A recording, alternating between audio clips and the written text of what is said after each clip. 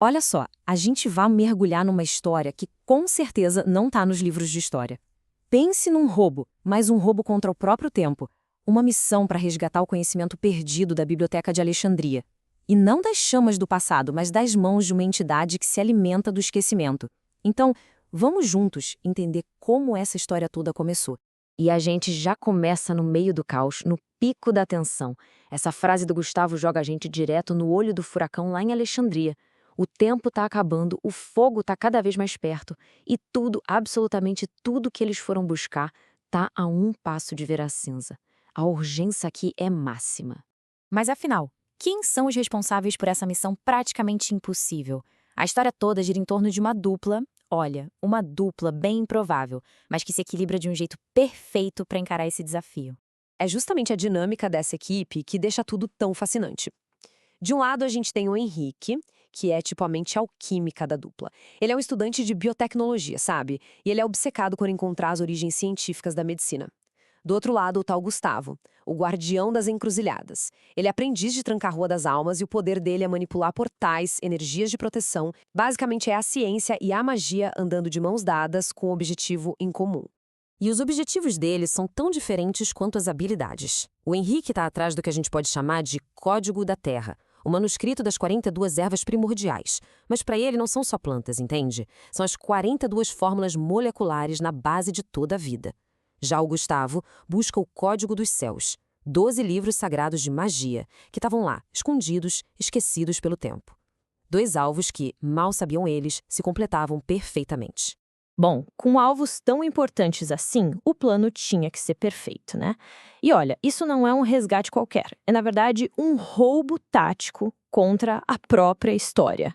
Bora ver como é que eles planejaram fazer isso. O plano deles foi dividido em 3 fases, bem direitinho. Primeiro, a infiltração. O Gustavo usa a energia dele para esconder os dois. Eles viram tipo fantasmas, invisíveis para os guardas. Depois vem a triagem. Eles se separam e cada um corre para um lado da biblioteca. E por último, a extração. Pegar os manuscritos e vazar por um portal antes que o fogo queime tudo.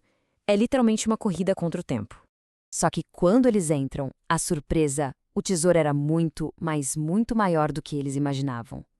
O Henrique, por exemplo, ele fica paralisado quando vê uns tratados sobre fungos que já descreviam a penicilina séculos antes da descoberta oficial. Enquanto isso, o Gustavo acha diagramas de tecnologias que simplesmente não faziam sentido para aquela época. De repente, o que está em jogo ali fica gigante. E bem na hora que os dois se reencontram, já com aqueles artefatos valiosíssimos nas mãos, eles percebem que não estão sozinhos. Tem mais alguém ali. Uma força que não está nem um pouco interessada em preservar nada. Muito pelo contrário, que apaga tudo. E é aí que a gente ouve, da boca do próprio antagonista, a filosofia dele. O Ignis, ele declara que a história é um peso, um fardo, e que as cinzas são a única verdade que existe. A ameaça dele é total. Ele vai apagar cada letra, cada palavra que eles tentarem salvar. Mas quem é esse tal de Ignis, afinal? Ele é conhecido como o apagador de memórias. É um ser que acredita que o mundo tem que viver num agora eterno, sabe? Sem o peso do passado nas costas. A motivação dele é o oposto exato da missão do Henrique e do Gustavo. Ele não é mau só por ser mau. Ele segue uma filosofia radical, a filosofia do esquecimento. Então, agora o conflito principal está claro. Não é só uma briga de bem contra o mal. De jeito nenhum. É uma batalha pela alma da própria história. De um lado, a preservação do conhecimento, com todo o peso e poder que ele traz. Do outro, o conforto de simplesmente esquecer. E bem na hora que o Ignis está pronto para lançar seu golpe final, aquele fogo que ia consumir tudo, a coisa toda vira de cabeça para baixo. Chega uma ajuda de um lugar assim muito além do tempo. De repente, o ar congela. 2 entidades muito antigas, os guardiões dos nossos heróis, simplesmente aparecem, saindo das sombras. E só a presença deles já muda as leis da física ali dentro daquela biblioteca em chamas. O primeiro a se manifestar é Exu Capa Preta, o guardião do Henrique. A voz dele tem o peso da eternidade. Ele meio que debocha do poder do Ignis. Já deixa claro o seu propósito. Ele veio recolher o conhecimento que pertence ao mistério. Logo em seguida, Exu Tranca-Rua, o mestre do Gustavo, o senhor dos caminhos, dá a sentença final. Ele, que é justamente o dono das chaves e dos cadeados, Avisa que a estrada da história não vai terminar em cinzas hoje, não.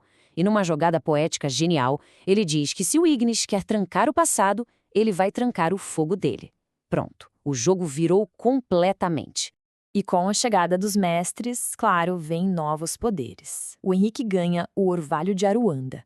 Ele usa o que sabe de química para condensar a umidade do ar e basicamente asfixiar as chamas mágicas. Já o Gustavo recebe o Levante das Sete Ondas, que invoca uma corrente de água para proteger eles e apagar o fogo.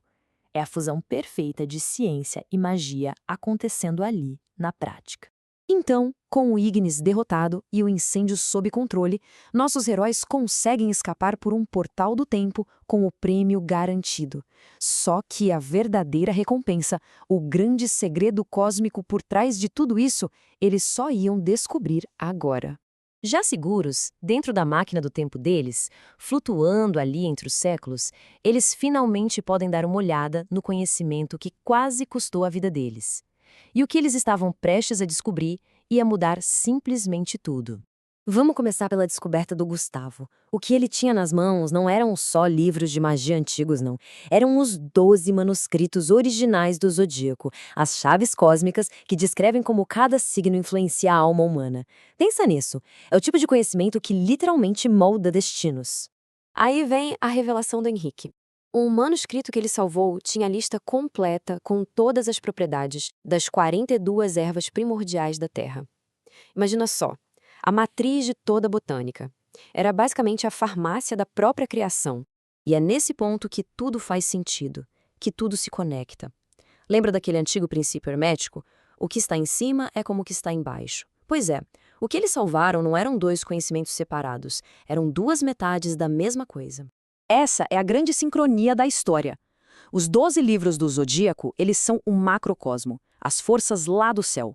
As 42 ervas são um microcosmo, as forças vitais aqui da Terra. E juntos, eles formam um sistema completo, perfeito, que liga a astrologia com a farmácia. No fim das contas, eles não salvaram só uns livros, eles salvaram o projeto original da criação. E tudo isso nos leva a uma última pergunta, que ecoa um pouco a filosofia do inimigo deles, o Ignis. Se o conhecimento que o Henrique e o Gustavo salvaram é uma fonte de tanto poder, o que é, afinal de contas, o esquecimento? Será que é um fardo, como a nossa dupla acreditava? Ou será que é uma forma de liberdade, como o Ignis defendia? Bom, essa é uma pergunta que fica no ar.